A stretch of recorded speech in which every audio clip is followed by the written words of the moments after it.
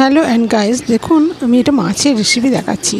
তা আশা করি এটা আপনাদের খুব ভালো লাগবে। প্রথমে তেলটা দিয়ে দিয়েছি, এই তেলেতেই করব, আর তেল প্রায় দেবো না। এবার প্রথমে আমি পিসগুলোকে আগে ভেজে নেব, তারপর লেজা মুড়ো যা আছে সবই ভেজে তুলে নেবো। এটাই কিরম লাল লাল করে সব ভেজে নেবো। এবার ভাজা হয়ে গেলে এই তেলেতেই আমি করব আজকে কারিটা। তাই দেখুন আমি সাদামাটাভাবেই করেছি, ঘরোয়া উপকরণ করেছি। এত গরমে অতিরিক্ত রিচ খাওয়াটাও ঠিক নয়। তা আমি যেগুলো দেখলেন এগুলো দিয়ে আমি করেছি। এতে টমেটো, সর্ষে, পোস্ত, লঙ্কা, নুন, হলুদ এগুলো দিয়ে করা মশলাটা, তা সেটা দিয়ে আমি করছি। এবার এটাকে মশলাটা আবার কষে নিয়ে একটু জল দিয়ে দেবো।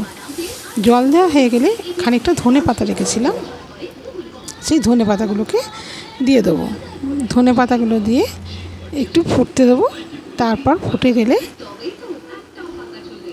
মাছগুলোকে দিয়ে দেবো। তা আমি এতে মুড়ো, পিস সব দিয়েই করব। তা আপনাদের আশা করি রেসিপিটা ভালো লাগবে।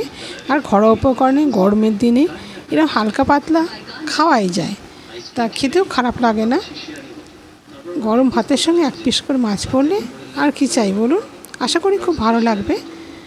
হ্যাঁ, এটা একদমই হালকা, মানে খেলেও ক্ষতি হবে না, আর খেতেও খুব সুন্দর হয়।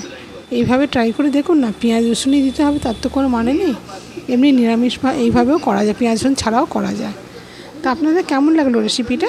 যদি ভালো লেগে থাকে তাহলে চ্যানেলটা সাবস্ক্রাইব করবেন, আর পাশে থাকবেন, লাইক কমেন্ট করতে ভুলবেন না।